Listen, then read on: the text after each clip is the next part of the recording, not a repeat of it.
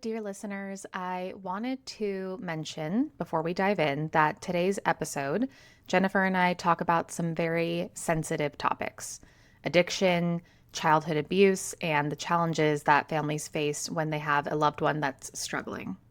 The stories are real and they are raw, but they are shared through the lens of healing, resilience, and hope.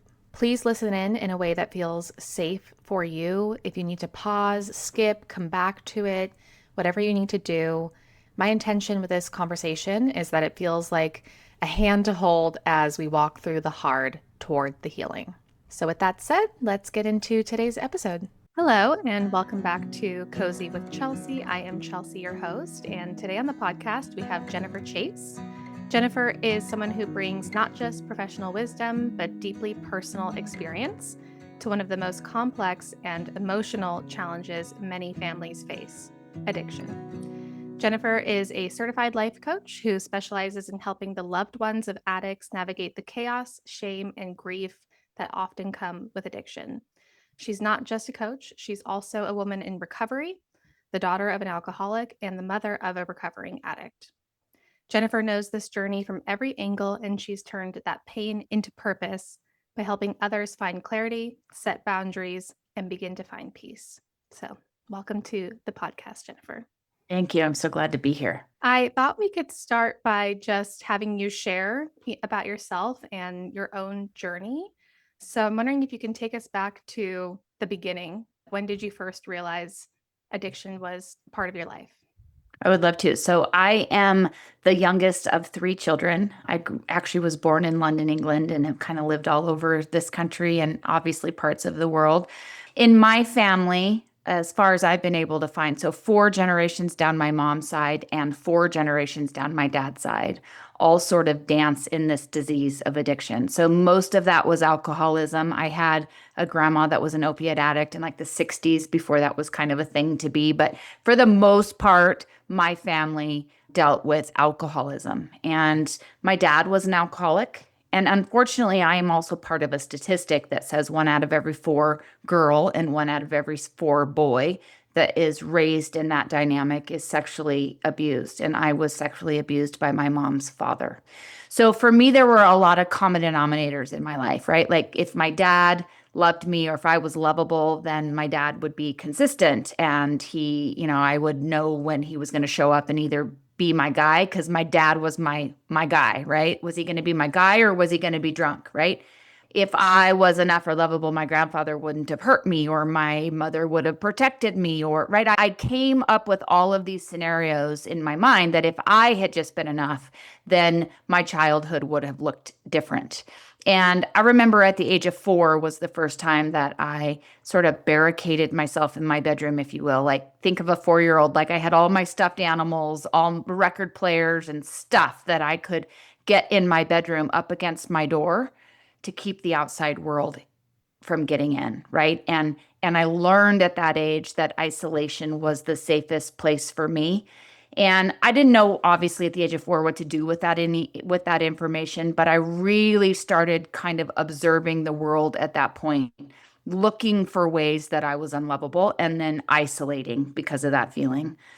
And I can go like the journey from the age of 4 until the age, of in my 20s was really just a wild ride of trying to make sense of everything that was going on in my life. I grew up in a home that from the outside looking in looked very different, felt very different than what it looked like from behind the front door, right? It looked like I had the perfect family life experience, but I was like a lion roaring in a cage where nobody could hear me from the inside looking out and trying to make sense of all of it. And it wasn't making sense. When I was 22, well, actually, I was 21 when I met my husband, and we ended up getting pregnant. And I just knew that the only thing that was important to me was that my children had a different life than I had. There was not going to be sexual abuse in my home. There was not going to be addiction. Like, I looked at my parents' inability to break the chains of this thing as just pure weakness. And that was never going to be me. Like, I couldn't have told you if I wanted to be a stay-at-home mom or have a PhD or where I wanted to work or what I wanted to do. But I could tell you with 100% certainty that my children were going to have a different life than I had. And so, for the majority of that early years of my marriage, I believed I had done it. I was a stay-at-home mom in an incredibly loving marriage. I had two beautiful children at that point. I even had called my parents one evening individually and told them that I had more courage in my pinky finger than they had in their whole body. And I meant it, like with my full chest. I believed that I had done it.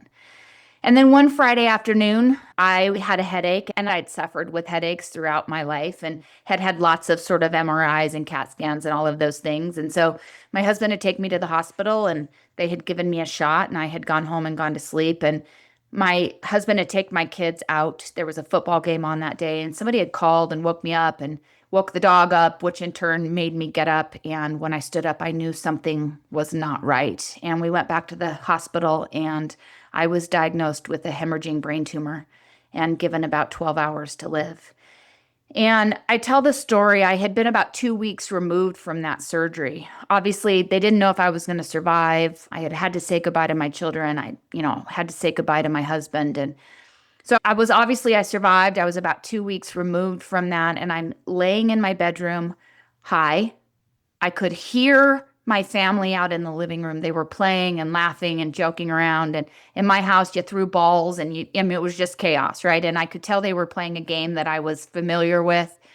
And I said out loud, as though there were another 15 people in that room with me, I said, "Where the hell has this been my whole life?" And I talk with a lot of people that struggle with substance use, and almost every single one of them can remember a time when substance was the solution to all of it, right? I say this to people now as I work with families that don't understand kind of what it's like to be in an addict's brain. Like, substance was a solution to the problem, not the problem. It's really important that people hear me say that, right? It's the solution to the problem, not the problem.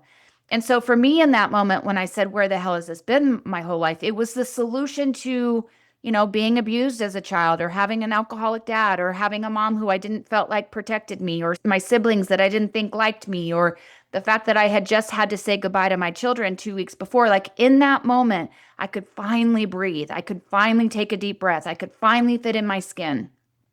And we talk a lot about choice, right? Addiction being a choice. And I can share with you, like, that was the last moment that I had choice.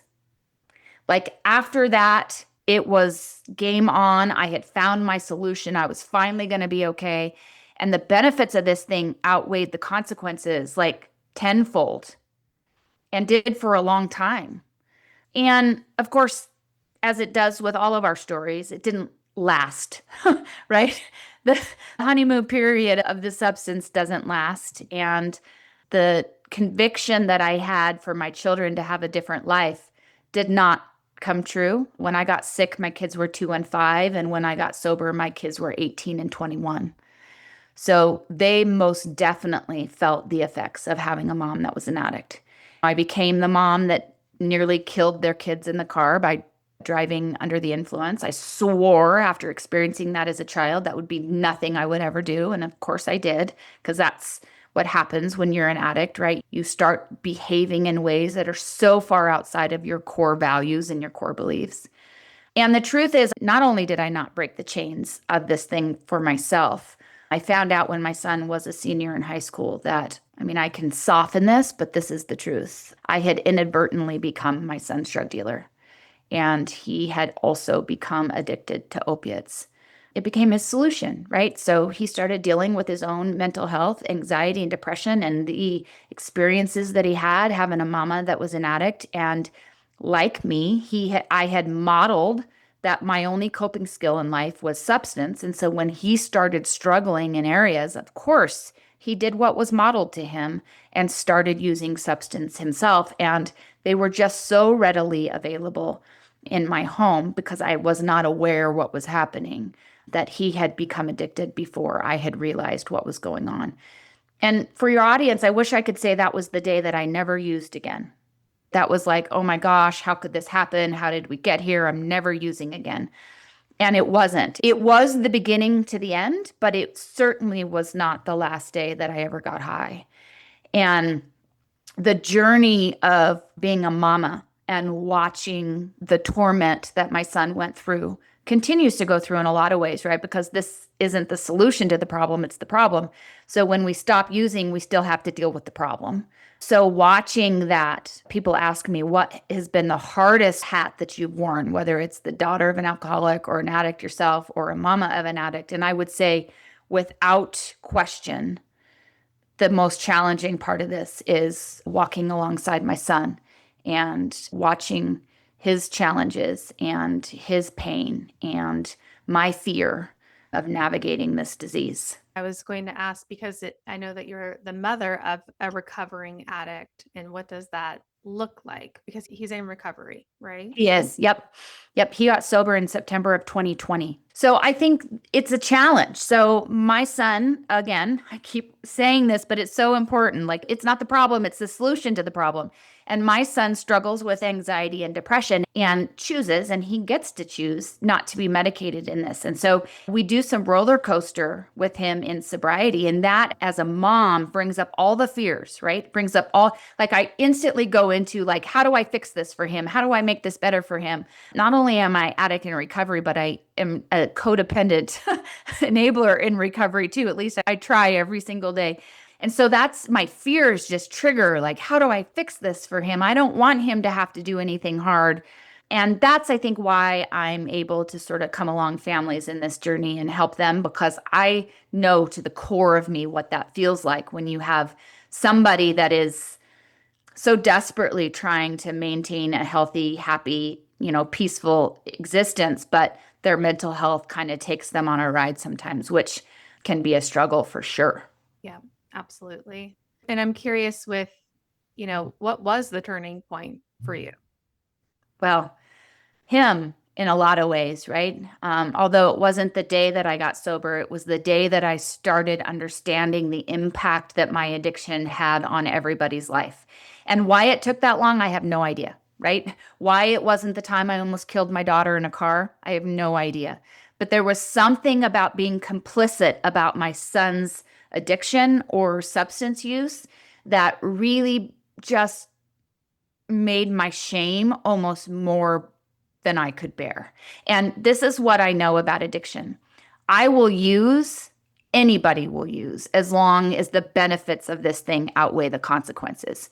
And so when that started shifting for me and I started to have more consequences than I did benefits, and it had to be pretty significant. Anyone also that's an addict knows that it takes a lot to get that pendulum to switch. Learning of my being complicit in my son's addiction, I think, helped sort of switch that pendulum. For another 9 months or so, I used, and he graduated from high school on a Friday. And I think it was a Saturday. And I checked myself into a facility that following Sunday. But this is the interesting thing about that. I walked into the facility that day, and abstinence was not the goal. I wanted to learn how to use like a gentle lady, get my tolerance down, get most of the drugs out of the house, but still have what I need with a lower tolerance. Like, I wasn't going in there with like, let's be sober for the rest of my life. Because again, I didn't have any other coping skills, right? I had never dealt with the core issue that I use substance to begin with. And so that was not the goal. But what happened in that facility and what I learned in that facility is what changed everything for me. And I learned in that facility that almost every single addict that I have ever met has a story, and that we earned our seats, if you will, in that facility, in the sense that most of us have dealt with very, very, very hard things that have happened in our life. And in that moment, I started giving myself a little grace.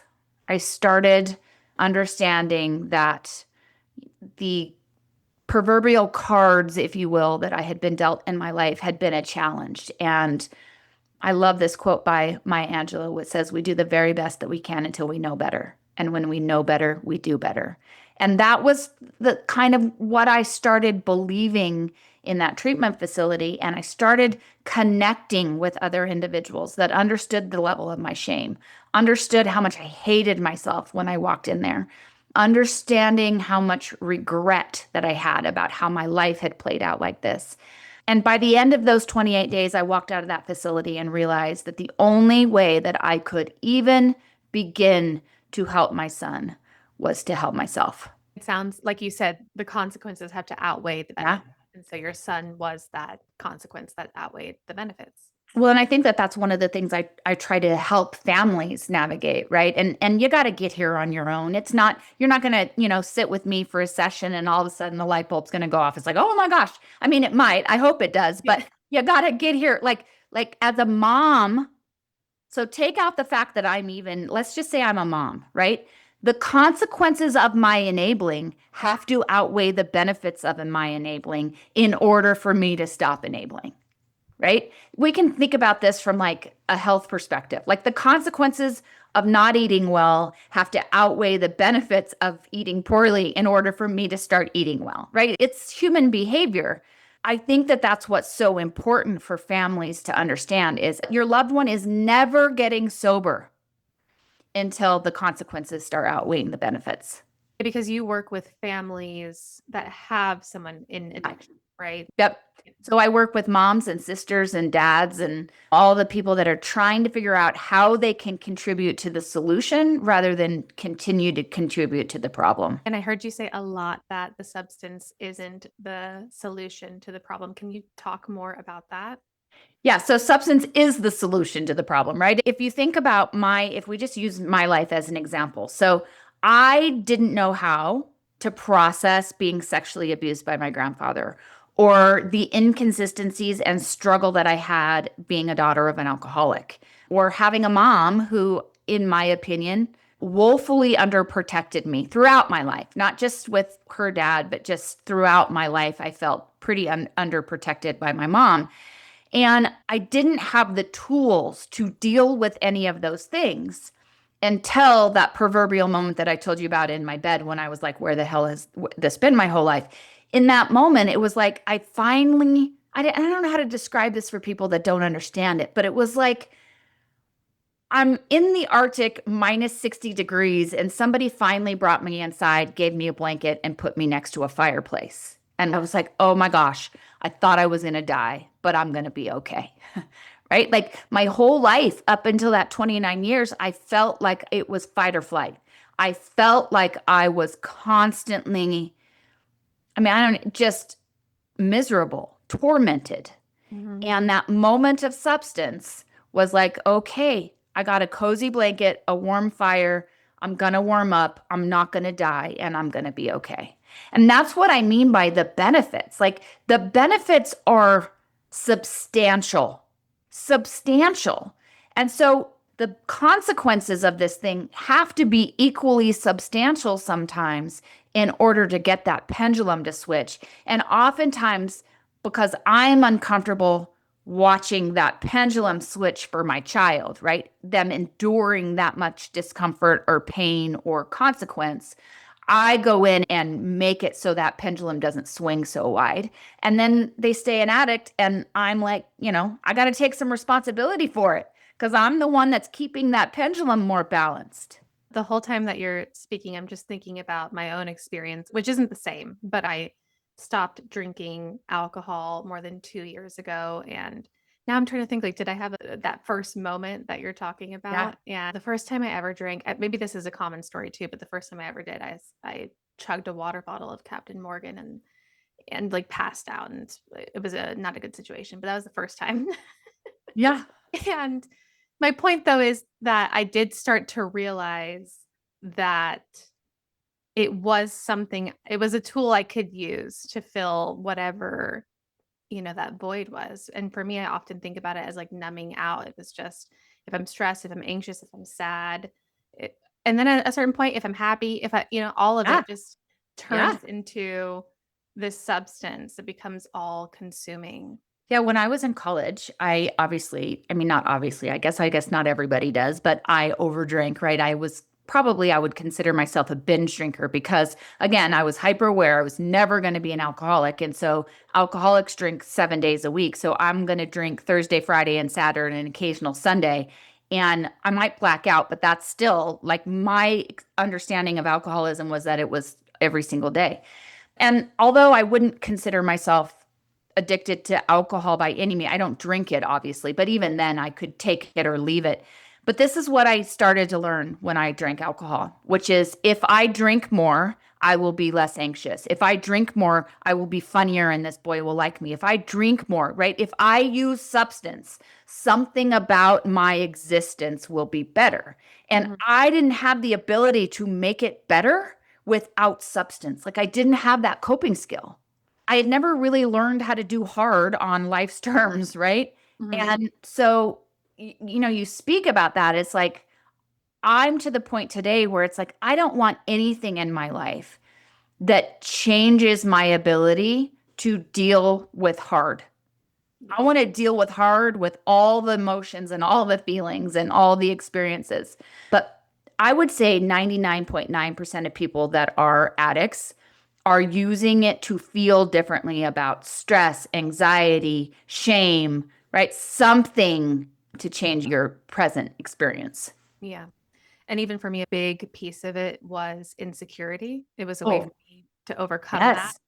feel more confident. And I thought I was an improved version of Yeah. myself, which now I Well, know. and insecurity really falls into the bucket of anxiety, Mhm. right? Like that anxiety is one of the main reasons. The other one of the main reasons is when people struggle with mental health, Yeah. they know how to get this thing to quiet immediately, whether it's anxiety or ADD or whatever it is. I know how to get this thing to stop immediately. And I don't have to do 6 weeks of a prescription that a doctor gave me, or I don't have to try it and then up the dose, right? Like I know how to fix it right now. And oftentimes, especially in adolescence, that's how this train starts speeding up. But I also found that once I removed the substance, it allowed me to build that confidence naturally because the substance isn't actually helping. It's not, you're not actually doing anything. You're just numbing and prolonging and it's doing nothing. And I found that, okay, now I have to show up to this situation as fully myself and I Yes. have to figure it out. Well, and you just said something I hope all the mamas out there that are struggling or have an addict in their lives just heard. Because what you're saying is that being sober provided me an opportunity to have the fullest life, to get more confidence, right? To walk through that anxiety and come up with coping skills that don't have to do with substance. But as mamas, we keep our babies from that experience because we are so afraid of what's going to happen. We get to this tipping point where it's like, my child's either going to get sober or they're going to die. Mhm. And we want them to get sober, but we can't deal with them dying. And so we fix it for them and we make it so they will never get sober. And by the way, we're not keeping them from dying either. Yeah, very true. It's a very powerful story. At what moment did you realize that you wanted to help others with this too? I think, again, it takes me back to that facility. So I had never really shared that I had been sexually abused. I had shared it obviously with my husband. But my grandfather was this person that was on a pedestal in my family. He abused almost every single girl in the family. And yet he was on this pedestal. He was adored. He was the man, right? And so when I started sharing that I think something happened to me, it was like, we're not doing that. You're not, that's not true, right? You couldn't face it. And so I just kind of shut it off. I had shared it with my husband, but really nobody else. So I was in that facility, and a situation had happened, and one of the counselors had said, "Hey, do you want to share this out loud?" And so I did. And while we were walking back to our room that night, I had a lady come up to me and she was weeping. And she said, "Jennifer, when I was 16, I was raped, and you're the first person that I've ever told." And that experience of having enough courage to share an experience that I had and how maybe it opened the door for somebody else's healing was very, very profound for me. And so as I continued this recovery process, I knew pretty quickly that the only thing that made sense to me was to use what I had gone through in my life to help somebody else. And what I found in the most profound way is that it led me to forgiveness. It led me to a higher purpose that just drives me every single day. Because if I can be grateful for my life that I have today, I will never forget this. I was in my office when I used to work at an outpatient program for about 6 years. And somebody asked me, you can have one of two things, but you can't have them both. You got to tell me which one you'd prefer. I said, great. One of them said, you can have the childhood that you dreamed of. Everything you needed, everything you wanted was your experience, or you can have the life that you have today. Because you see, I can't have them both. Mhm. And in order for me to be grateful for my life today, I have to, in a weird kind of way, be grateful for my experience. I have to be grateful for it. And I'm talking about like, I'm obviously, I wouldn't go back and be sexually abused again, but I'm grateful for the lessons learned from it that now I can help somebody else. And it's the only thing that made any sense of my childhood. And so I knew pretty early on. I remember going to the owner of the facility that I went to, an outpatient, which is the same one that I ended up working for and was my former boss, and saying to him, I've got to help people. Like, put me in front of the people to be able to help people. And I also knew that I had to model what life could look like sober, in recovery, or however you want to, deem that for yourself, in order for my son to ever consider getting sober. He used for another 3 years after I got sober, the hardest 3 years of my life for sure. But I also knew like he deserved me to do hard every single day and help other people and make this look like a life that potentially he might want to live. And so those things combined, that for me, there's not really ever been another choice. Helping other people feels like the whole reason I've walked through everything that I've walked through in my life. That makes a lot of sense. And I do think that even though, sometimes we go through very, very hard things that we would never want to go through again, that being able to have that gratitude for it allows you to, I mean, like you said, help others. Yeah. Yes. Yeah. Yeah. I don't know if you want to talk about this, but did you work with your son, to help him recover or? So again, I'm an open book. I'll talk about all of it. But again, those 3 years were by far the hardest for a couple of reasons. One, I was trying to figure out how to do life without my security blanket that I had, right? I was trying to learn new coping skills and do new things opposed to just substance. So that was hard. That's hard just on its own. We were dealing with family dynamics, right? I used for 15 years. And so nobody really liked me early on. They put up with me, but we were creating a new dance floor, if you will, for our family. And my husband and I, who at that point had been married for 21 years, like we had to throw it all up in the air and come up and decide whether we still wanted to do this or not. So there was a lot of things going on with my son's use. But I started to learn that I had spent a lot of years contributing to my son's addiction in one way or another. And it was finally time for me to love both of my children the way they deserve to be loved. And I say this to a lot of mamas that have loved ones. I'm like, it's time for you to do hard for that baby, right? My child deserved me to do hard. And of course, he didn't always appreciate it while he was still in the middle of his substance use. But that was really the time that I started investing in myself and investing in what does it feel like to sit in some shit, excuse my language, but sitting in the hard and not running away from it and not numbing from it and not, just learning the lessons that I'm being taught, because I knew that that was going to ultimately, should my son ever want to get sober, be what he needed and be a mentor, if you will, for him in that. So, September 20th, 2020, my husband called me at work and said, you need to come home. And I said, well, I can't. I'm with a client. And he said, now, and hung up the phone. And I came home and walked in the door, and my son was sitting in a fetal position in the corner. And he looked up at me and said, Mama, I need your help.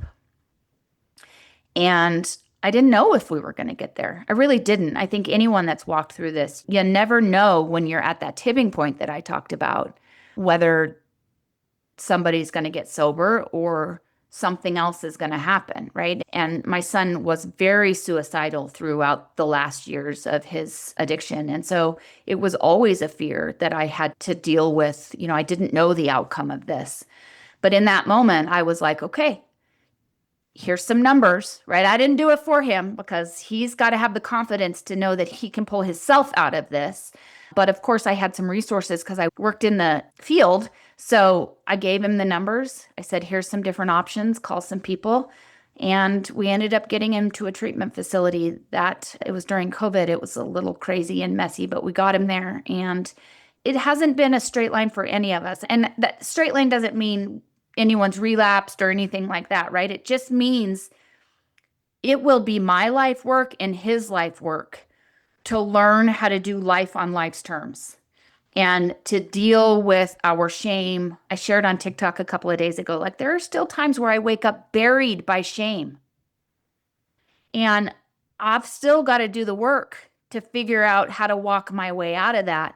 And by the grace of God, I have a lot more tools now than I did back in 2015 or 2016 to be able to do it. But it's not linear. And his recovery has not been linear. Mine has not been linear. And so as a mom, I've got to continue to do the work because, like, we can go back to substance if we're not constantly doing the work and staying sharp. I can, as a mom, fall back into kind of the rescue and enabling if I'm not staying sharp with that as well. And so it's a journey. It's for sure a journey. And let's not forget my daughter and my husband, who aren't addicts themselves, are in this scenario. I think one of the things I'm the most proud of in my life is that we have all together figured out a new dance that works for everybody on the dance floor, right? We were on a dance floor originally that did not work for my son and I. We weren't able to stay sober on that dance floor. And so when we both got sober, we threw that thing up in the air and came back down and said, okay, what do we want to do together where we can all have peace and be happy and experience serenity and be sober? It sounds like you were able to model at least, what that looked like getting sober for your son. And I heard you say a lot of, I don't know if that's the way you phrased it, but staying in the hard or, Yeah. yeah. Sitting in the shit is what I said. Right. But yes, just being willing to not run away from hard. That's Mhm. one of my experiences with addicts. So many, many addicts, including myself, believed that I was the only one doing hard. Like everybody else, it looked like, from my perspective, had been given like this manual of life.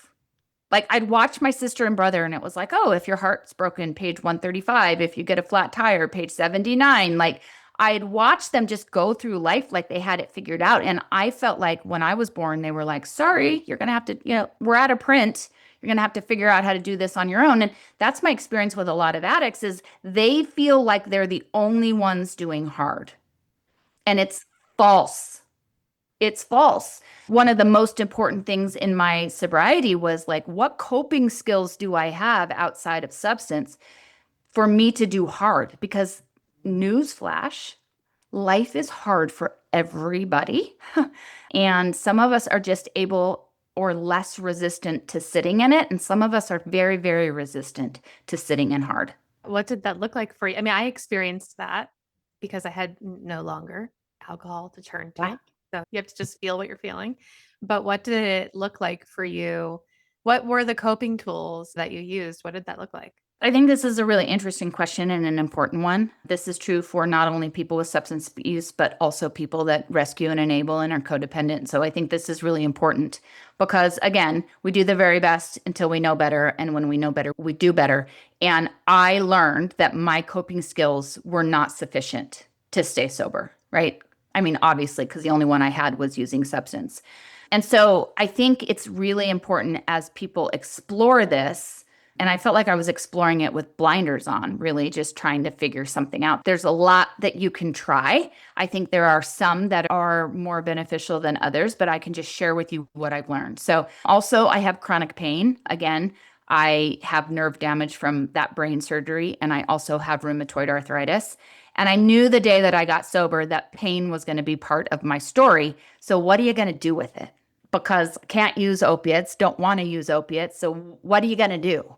So I pretty quickly had to start exploring other coping skills. So some of the things that I do both for my shame and my hard and my pain, I am a runner. So oftentimes that's how I deal with some anxiety. Now, as an addict, I got to be careful because I can all of a sudden become so addicted to exercise and that dopamine hit, right? I've got to do it within balance. So for me, I only allow myself to run 5 days a week. And I require myself to take two. Even when I was training for a half marathon, I still required myself to rest for 2 days. Now, some people that don't have this brain probably can do that moderately, but I cannot. I just share that because I think anything, if I have an addict perspective in my brain, I can do anything to excess, right? If 3 ibuprofen are good, 5 certainly has to be better, right? It's just how I think.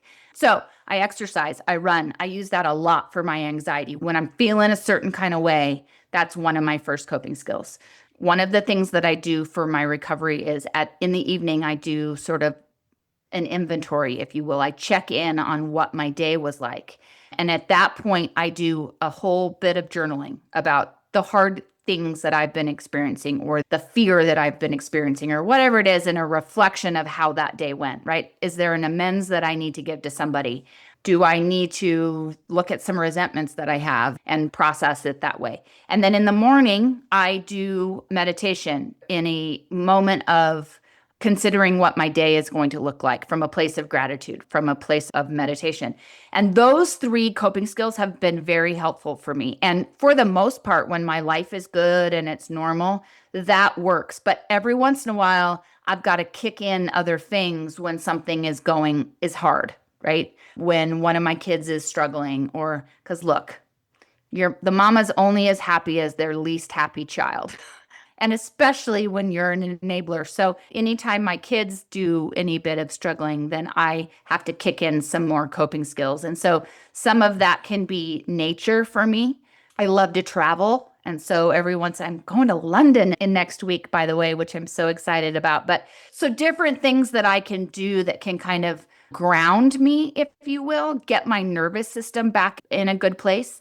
Because if I had one coping skill of substance for the majority of my life, I've got to have about 10 in the toolbox, if you will, because God forbid I try to use the only one that I have and it doesn't work for that situation and I don't have anything left. Yeah, that's great advice, is to have a lot to choose from, Yes. not just one. Yes. I do relate to the running. That's what I did when I first stopped drinking. I don't really run anymore because my knees crunch a lot, Mm. but I did run every day for a Yeah. long time, and that was helpful. But I do relate to the journaling. I meditate. It's almost just like you just have to kind of sit in it Yeah. somehow.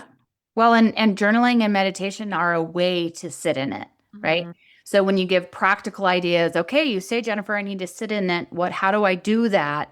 Because a lot of times when people haven't started this process, sitting in it feels like you are literally going to die, Yeah. right? The anxiety that comes up, the fear, like I can't sit in it, Jennifer. Like I will literally die. So, what I mean by sitting in it is I'm not going to run away from it. I'm not going to numb it, but I am going to meditate through it. I am going to journal through it. I am going to exercise through it or do something that works for me, right? Like, I'm not going to sit in it in the sense that I'm going to be complicit and not do something in it.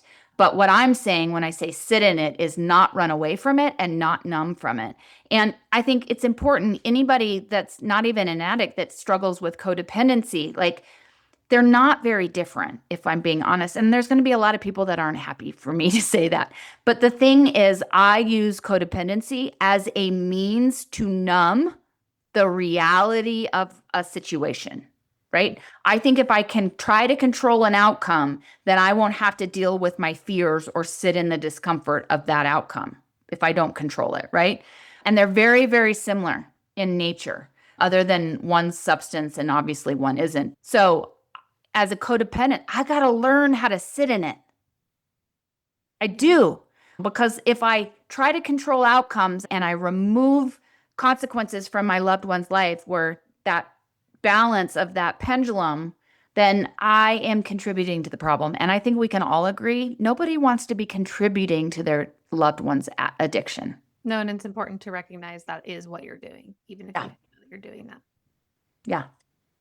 Do you think that control has a lot to do with substance abuse? Oh, yeah. Yeah. I think it has to do with every addiction. So again, we can talk about sexual compulsivity. We can talk about gambling. We can talk about overeating. We can talk about codependency. We can talk about substance. It is all, we can talk about eating disorders. Yeah. It is all it's like feeling out of control in our lives and trying to have control over something. And so that's how that compulsive thinking begins. Because I know that there is, I mean, I myself have struggled with eating disorders, and there's an overlap, right, between Yeah. addiction and eating disorders. Yeah, I find that interesting. Do you see that a lot in people that you work with? So what I see a lot is, and for some reason it's more with alcoholism, and I don't know why, but women specifically when we're talking about eating disorders, but there have been men that are alcoholics, and then when they try to get sober, their eating disorder skyrockets. Mhm. Right? And so, and as a society, because we think skinny is good and substance is bad, oftentimes when that happens, we're like, oh, well, that's the lesser of two evils, and she's skinny, whatever the things are, like, that's okay. The behavior is exactly the same. And somebody is as big as danger of very horrible fatal consequences from alcoholism and eating disorders, right? Like it's still the same mindset. Nothing has changed in here when I stop eating or binging or when I'm using alcohol. Mhm. Same. Yeah, it's kind of like its own transference addiction, Yeah, really. 100% it is. And I think that's interesting and something we've got to look at as a society, which is we have a lot of feelings about substance, right? Not so much about alcohol, more about like, cocaine and meth and heroin. We got a lot of feelings about meth addicts, right? The behavior is exactly the same. Hmm. And that's what makes me, I mean, if somebody asks me, what do you hope is your lasting legacy in your life? It's like attempting to break the stigma of substance use Hmm. because it is no different than an eating disorder or a codependency or an alcohol, right? It's just our society sees it with more stigma.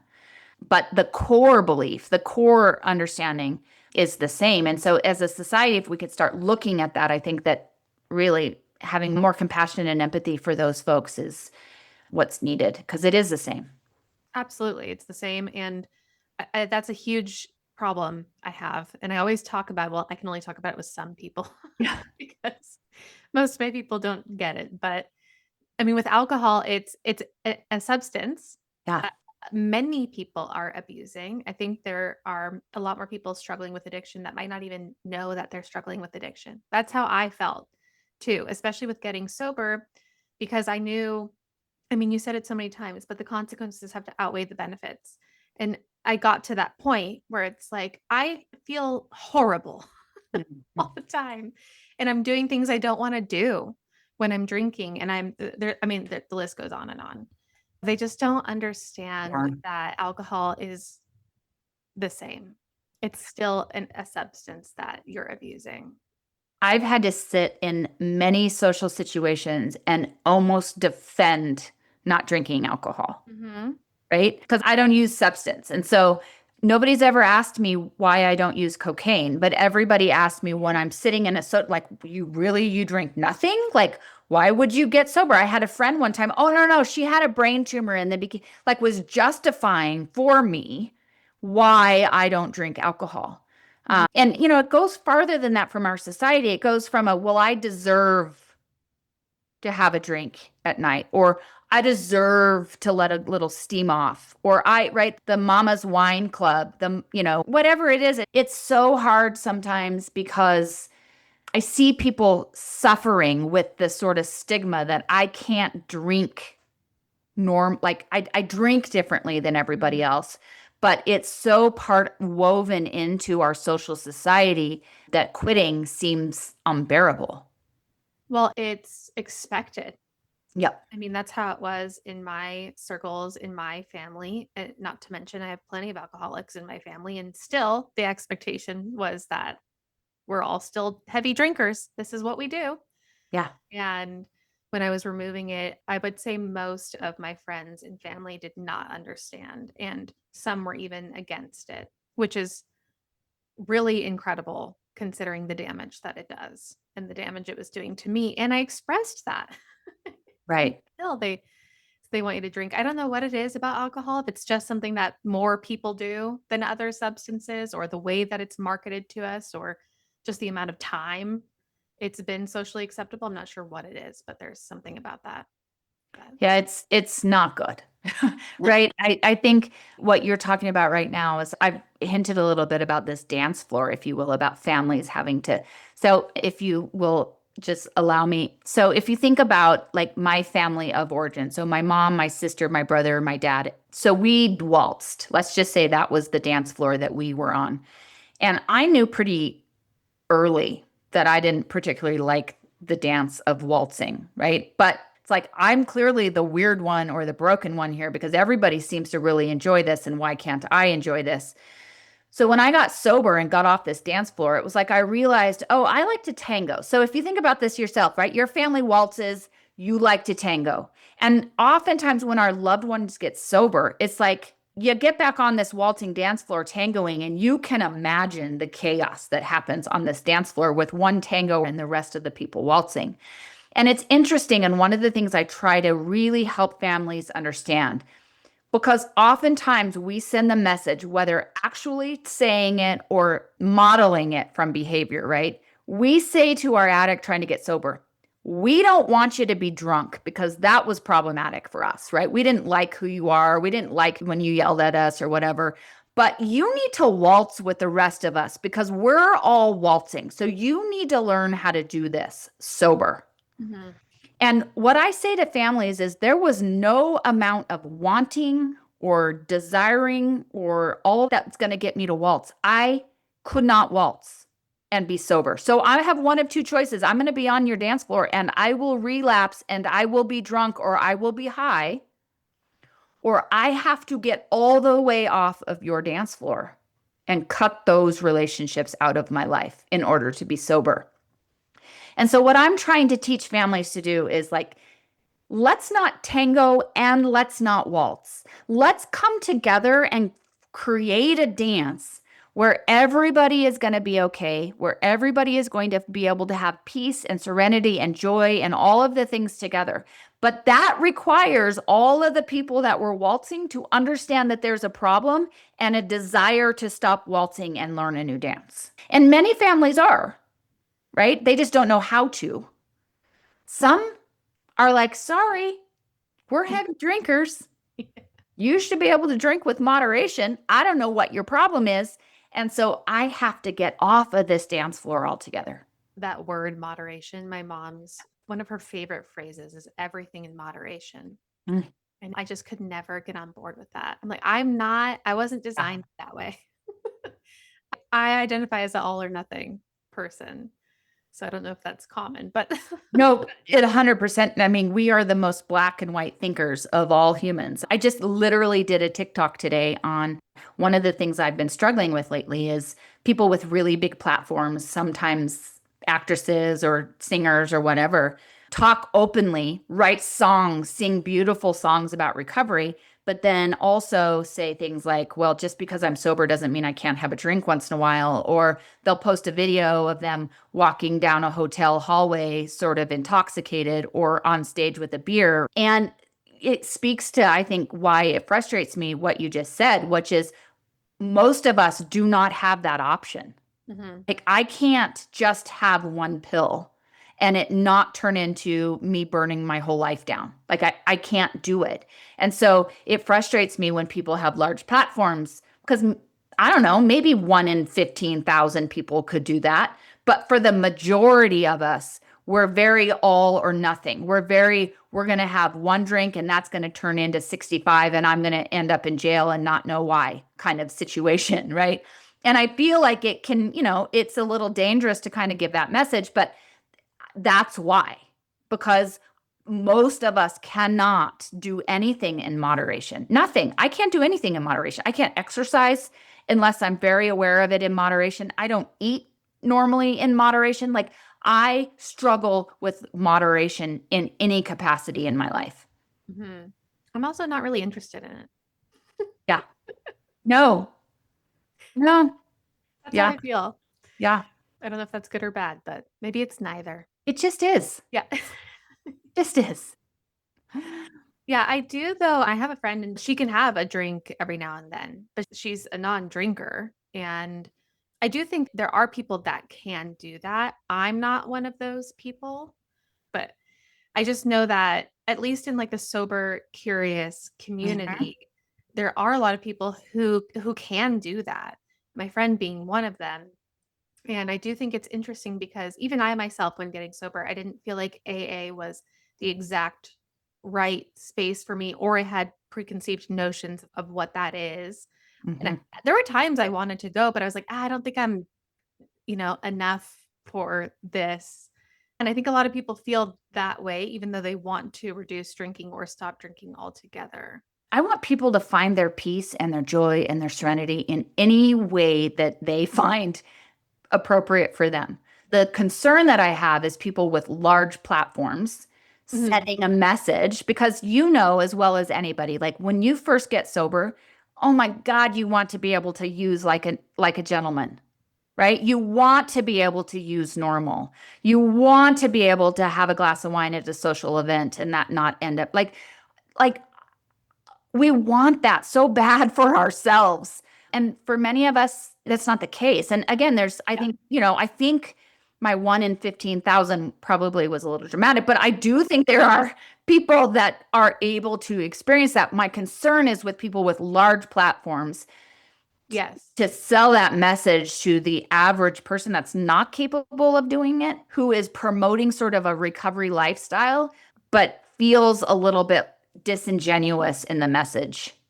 Well, and it can be very Yeah, dangerous. I think it can too. Yeah, when I was first getting sober, I was actually looking for, I would look, not that I care about what a celebrity is doing or not, Yeah. but I would look for sober celebrities Ah, just because it was an example. It expanded my yes. perception of what sobriety looks like. At least I only found people that were 100% sober. So that was Yeah, I mean, there's some people right now, and I'm not going to obviously say names, but writing songs about recovery and doing all of the things, but then they're also posting pictures of going down a hotel hallway intoxicated, right? Like it feels a little like they're exploiting the recovery world and not being authentic to exactly what is happening in their world. well, certainly can be dangerous. It can be. Yeah. It can be. Well, tell me more about your coaching practice and how you work with families. So I think every aspect of my life has led me to this very place to be able to help families, whether it was my childhood or obviously becoming an addict. But then I worked in the field with the addict in the recovery world for 6 years and helped sort of build and run that company. And so I was in those trenches for a while, which I also think is really kind of important in this journey of me working with families. And then obviously having a child. And it's led me to this place of a couple of things. One, to be able to help somebody that does not understand what it's like to be inside of this brain, understand and maybe gain some compassion and empathy for what and where your addict is in this journey. I think we can all deal with more empathy and compassion, right? And empathy and compassion doesn't take away consequences and boundaries and what we have to do in order to protect our peace. One of the things that I think is the most important to understand is that boundaries are not punishment. And if I'm setting them out of punishment, then I'm doing it wrong, right? But boundaries are an attempt to protect my peace. And in this journey of helping or hurting a loved one, we got to protect our peace first.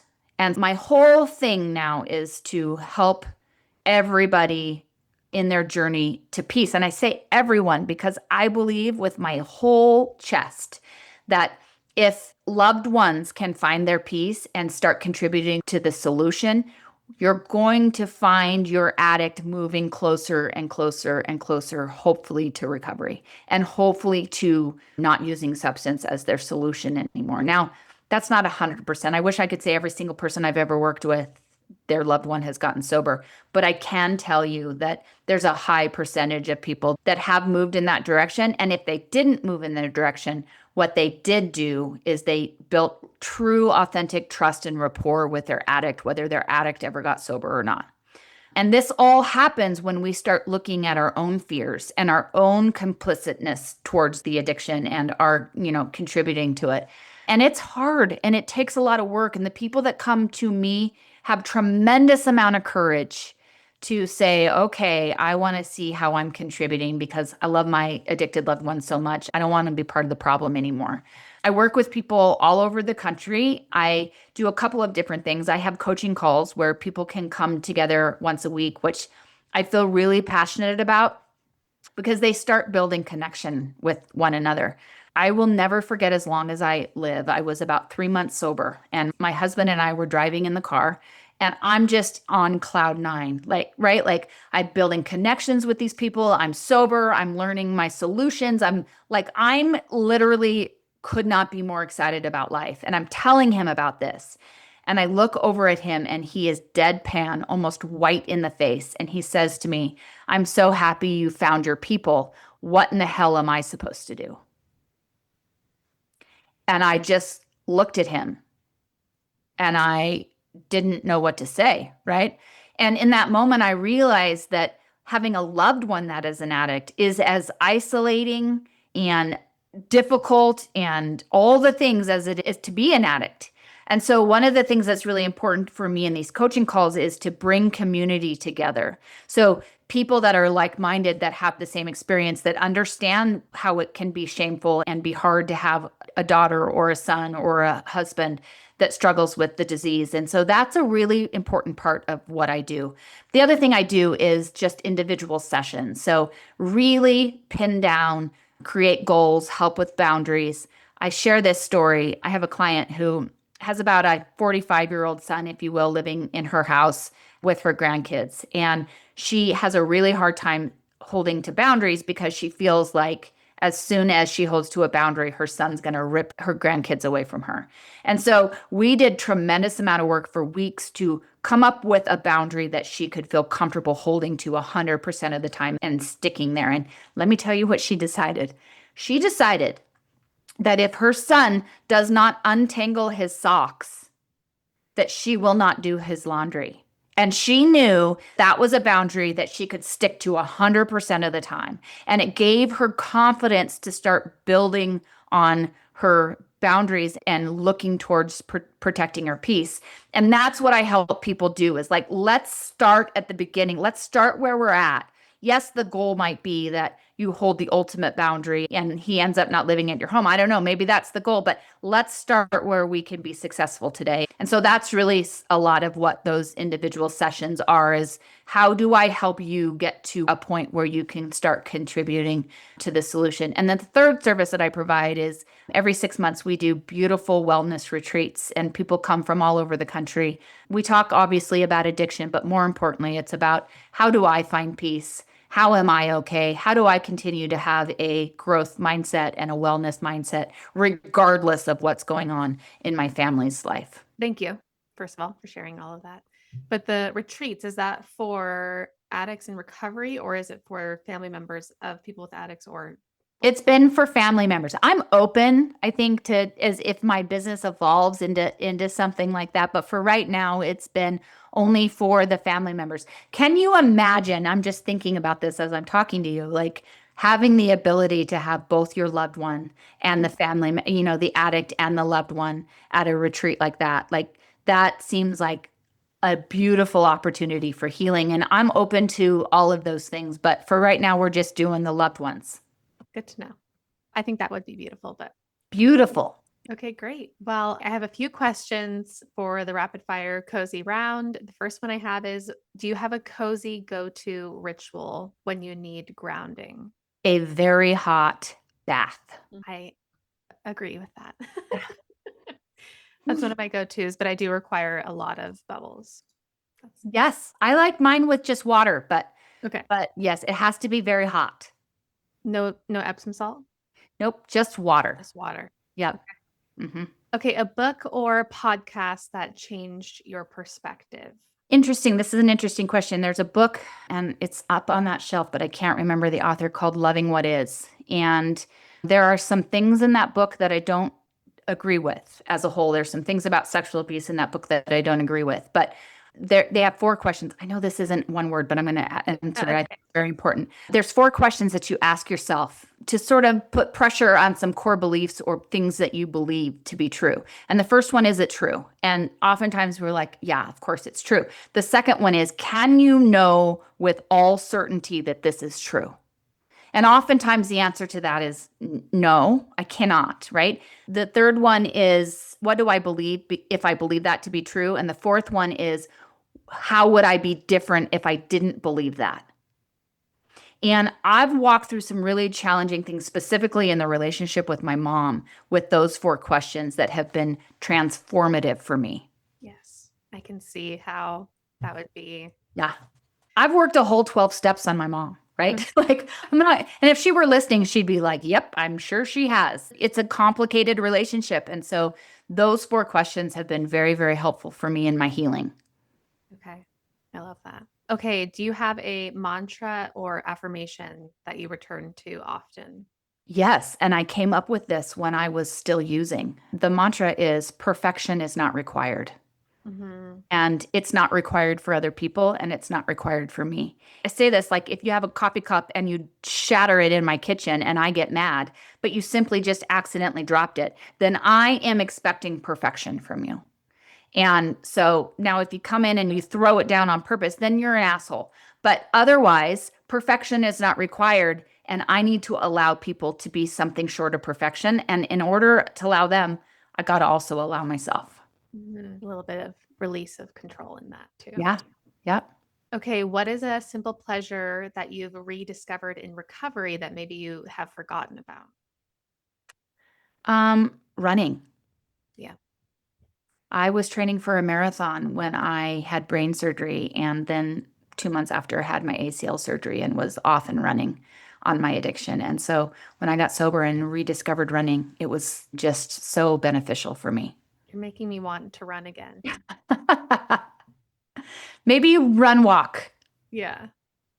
Is crunching knees bad? Yeah, I don't think it's good. Does it just come? Yeah, Okay. I don't think it's good. I don't know. I'm not a doctor, but I don't think that's what they're supposed to Like, do. maybe this is normal. I don't think so. Okay. Favorite way to celebrate small victories in recovery? Well, I think the way I want to celebrate most everything is in nature. It's so grounding for me. It's when I have these just overwhelming periods of joy and gratitude, and is really nature, both mountains and the beach. Love them. But the second is really celebrating with my family. I'm so, so, so proud of the four of us and how we have continued to navigate not only my addiction, but my son's, and the lessons that we've learned along the way. And so I always want to celebrate it with those other three people. Nature will always immediately make me feel better. Immediately. Immediately. Okay, what is something that you do now for fun that you never imagined you would enjoy before? I mean, I keep saying it, but I think running. Okay, yeah.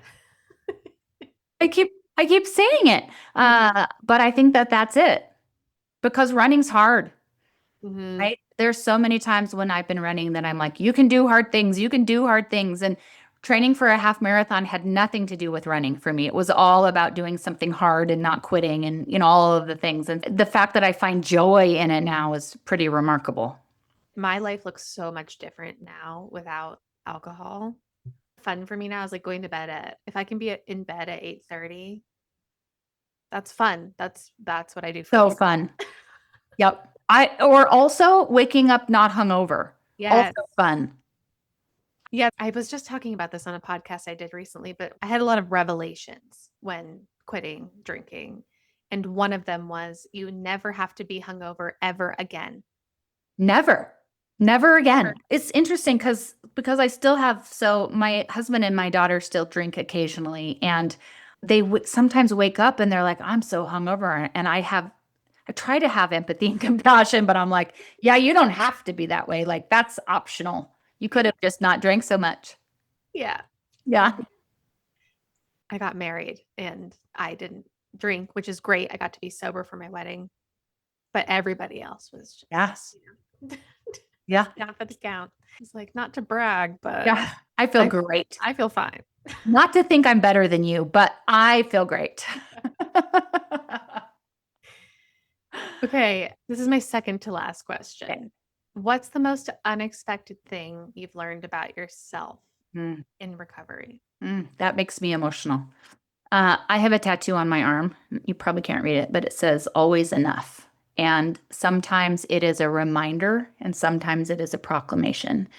And I spent 40 some years of my life believing that I wasn't lovable, that I wasn't enough, that I wasn't worthy.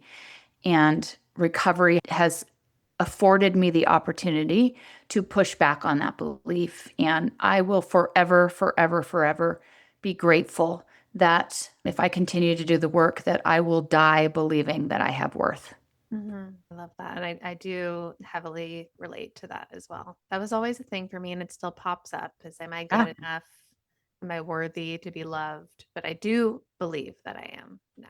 Well, and those thoughts can be fleeting now, right? Like recovery's not linear. So it's not like you decide one day you're enough and you never have to deal with those old feelings, but they can be fleeting. And I know of coping skills now to be able to walk my way through those feelings. Okay, this is my actual last question, Okay. which I always ask. But Jennifer, what is making you feel cozy this week?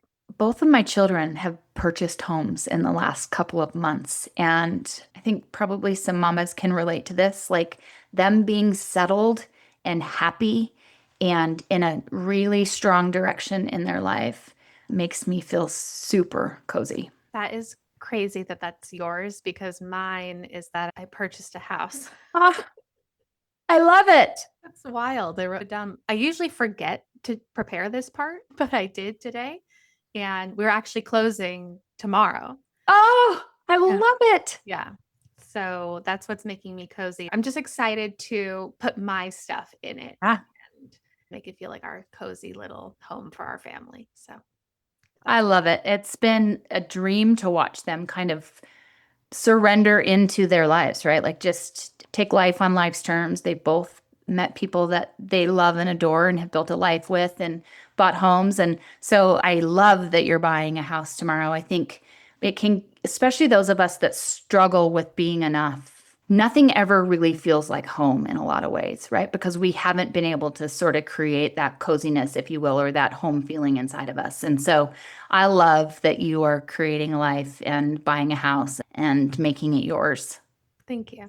And congratulations to your children as well. Thank you. I'll let them know. Well, as we wrap up, can you let the listeners know where they can find you and your coaching work?